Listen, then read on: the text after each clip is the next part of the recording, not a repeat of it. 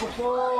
Inay ko po! Labas! Labas! Labas! Nagtakbuhan palabas ang mga bata kasamang isang babae na nasa isang pet store sa gitna ng pagtama ng 5.4 magnitude na lindol sa Pagudpud, Ilocos Norte, bandang alas 12 ng tanghali kanina.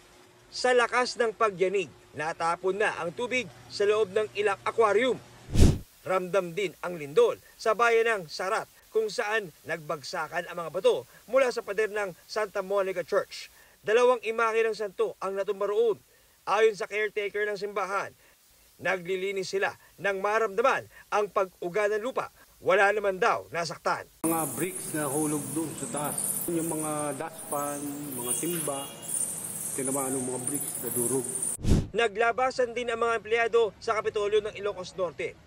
Ganyan din ang sitwasyon sa Lawag City Hall. Nag-inspeksyon na sa mga gusali ang Lawag City DRRMO.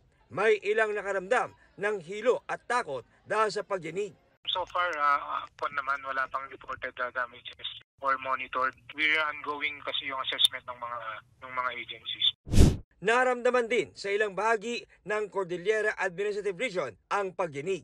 Tulad sa Baguio City, kung saan kinansila ng isang universidad ang pasok ng mga empleyado at estudyante.